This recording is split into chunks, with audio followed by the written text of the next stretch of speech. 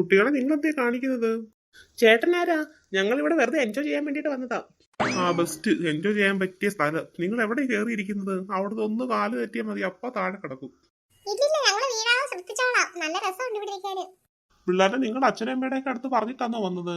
ഈ അരുവിയാണെന്നറിയോ? പാലരുവി. ഈ അരുവി നീണ്ടു കഴിഞ്ഞാലുള്ള അവസ്ഥ നിങ്ങൾക്ക് കണ്ടാൽ തന്നെ അറിയാലോ ഇവിടുത്തെ അവസ്ഥ. ചേട്ടാ, ഞങ്ങൾക്ക് രണ്ടുപേർക്കും നന്നായിട്ട് നീന്തറിയാം. അയ്യോ, നീന്തറിയാന്നൊന്നും പറഞ്ഞിട്ട് കാര്യമില്ല. ഈ വെള്ളത്തിൽ വീണ് കഴിഞ്ഞാൽ പിന്നെ നിങ്ങൾക്ക് പോലും ബോധം കാണത്തില്ല ഏത് വഴിക്കാ പോകുന്നതെന്ന്. നിങ്ങൾ ഇവിടെ വീണ് ചിലപ്പോ പൊങ്ങുന്ന അറബിക്കടലിലായിരിക്കും. ആ, എന്നാ നമുക്ക് തിരികെ പോവാം.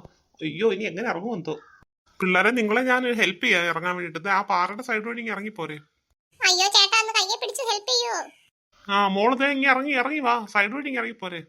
അയ്യോ, ഭയങ്കര തന്നെയാണല്ലോ ഇവിടൊക്കെ. എടി അമ്മു, സൂക്ഷിച്ചിറങ്ങടി. വാ, എന്റെ കയ്യെ പിടിച്ച് ഇറങ്ങ്. അയ്യോ അയ്യോ, എന്റെ അപ്പുചേട്ടാ, എന്റെ പൊന്നി, ഞാൻ ഇറങ്ങിയ കാര്യം പറയണ്ട. ചേട്ടന് വേഗം ഇറങ്ങുക സൈഡ് വഴി. എനിക്ക് ഇതൊക്കെ ഈസി. ഇതാ എന്റെ കയ്യെ പിടിച്ചിറങ്ങടാ.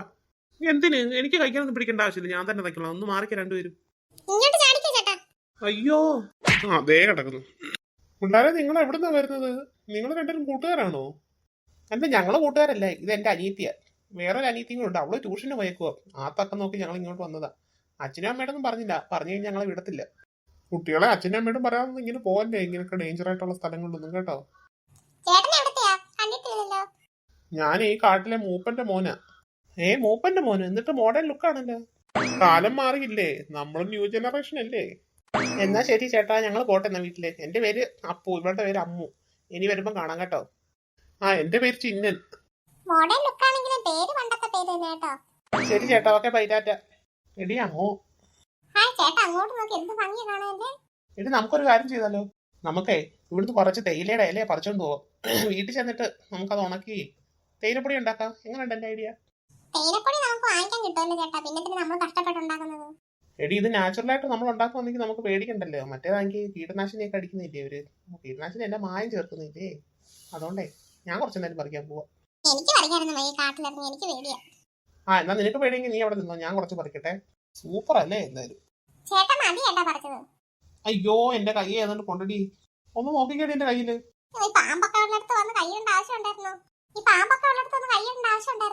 ഓടി പേടിപ്പിക്കാൻ എന്നെ. അയ്യോ, അട്ടയോ? അയ്യോ എടി, എങ്ങനെങ്കിലും എടുത്ത് കളയടി ഇത്. എന്നാ നമുക്ക് നേരെ വീട്ടിലോട്ട് പോകാം, വേഗം പാടി. ജോലി ചെയ്ത് നടു ഒടിഞ്ഞ മനുഷ്യന്റെ. ഞാൻ പറഞ്ഞതാ എനിക്ക് ഒരു വേലക്കാരി വേണമെന്ന്. എന്നിട്ട് ചേട്ടൻ എന്നിട്ട് നോക്കുന്നുണ്ടോ? ഇത്രയും ജോലി ചെയ്ത് ഒതുക്കാൻ പാടാ. ഒരാളെ സഹായത്തിനില്ലാതെ നടക്കത്തില്ല. ആ, ട്യൂഷൻ കഴിഞ്ഞ മോളെ. അമ്മയെ സംസാരിച്ചിട്ടപ്പോ ഞാൻ വിചാരിച്ച അപ്പനോടും അമ്മൂനോടും ആയിരിക്കുന്നു. അവരെന്തി വന്നില്ലേ അമ്മേ? നിന്റെ കൂടെ ട്യൂഷൻ സെന്ററിലോട്ടല്ലേ അവര് വന്നത്? എന്നിട്ട് എങ്ങോട്ട് പോയവര്? അവർക്ക് ഇന്ന് ട്യൂഷൻ ഇല്ലായിരുന്നല്ലോ. അവര് പിന്നെ വെറുതെ എന്റെ കൂടെ കൂട്ടിന് വന്നതല്ലേ. പിന്നെ അവര് പറഞ്ഞ് പുറത്ത് നിൽക്കാന്ന് പറഞ്ഞിട്ട് അവിടെ നിന്ന്. പിന്നെ ഞാൻ ട്യൂഷൻ കഴിഞ്ഞ് ഇറങ്ങിയപ്പോ അവരെ കണ്ടില്ല. അയ്യോ അമ്മയെ രക്ഷിക്കോ, എന്റെ കയ്യെ അട്ട കടിച്ചേ. അപ്പു ഇല്ലേ അത്? അമ്മേ, ചേട്ടന്റെ കയ്യിലെങ്കിലേ അട്ട കയറി കൊളയട്ട. അയ്യോ അമ്മ, എന്റെ കൈ നോക്കമ്മേ.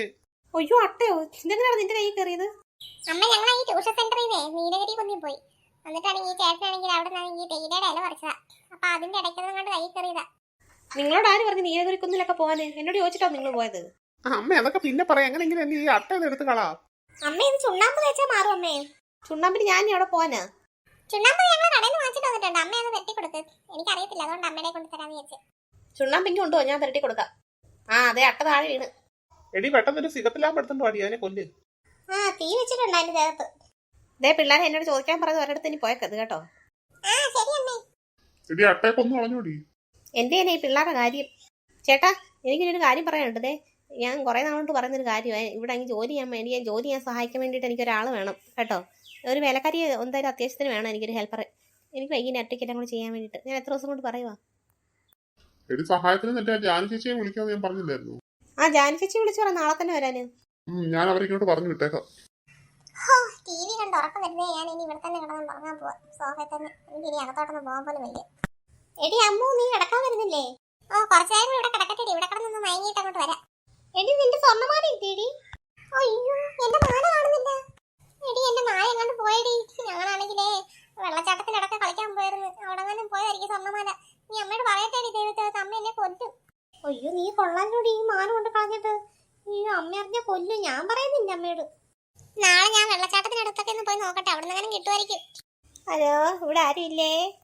ആരാ? ഞാൻ മൈമുന. ഇത്ത എവിടുന്ന് വരുന്നു? ഇവിടെ ജോലിക്ക് ആളെ ആവശ്യമുണ്ടെന്ന് പറഞ്ഞ് അങ്ങനെ കയറി വന്നതാ. അമ്മേ ഇങ്ങോട്ടൊന്ന് വന്നേ. ആരാ ഇത്? അയ്യോ, ഞാൻ മൈമുന. ഇവിടെ എനിക്ക് ജോലിക്ക് ആളെ ആവശ്യമുണ്ടെന്ന് പറഞ്ഞ് അങ്ങനെ കയറി വന്നതാ. അയ്യോ, ജോലിക്ക് വേണ്ടിട്ട് ഞാൻ പറഞ്ഞു ജാനി ചേച്ചി വരാൻ വേണ്ടിട്ടാ പറഞ്ഞത്. നിങ്ങൾ വരാൻ പറഞ്ഞില്ലല്ലോ. നിങ്ങൾ ആരും എനിക്ക് അറിയത്തില്ല നിങ്ങള്. ഓ, ഞാൻ ജാനി ചേച്ചിയുടെ ഒരു കൂട്ടുകാരിയായിട്ട് വരും. ജാനി ചേച്ചി തന്നെ എന്നെ ഇങ്ങോട്ട് പറഞ്ഞു വിട്ടത്. ആണോ? ജാനി ചേച്ചിയാണോ പറഞ്ഞു വിട്ടത്? അയ്യോ, ജാനി ചേച്ചിക്ക് എന്ത് പറ്റി? വരാൻ പറ്റത്തില്ലേ? ജാനി ചേച്ചി 2-3 ഇടത്ത് ജോലിക്ക് പോകുന്നുണ്ട്, പിന്നെ ഇവിടെയും കൂടെ വരാൻ സമയത്തെന്നാ പറഞ്ഞ്. ആ, എന്നാ ശരി. എന്നാ ചേട്ടനോട് ഞാൻ ഒന്ന് വിളിച്ച് പറയട്ടെ വന്ന കാര്യം.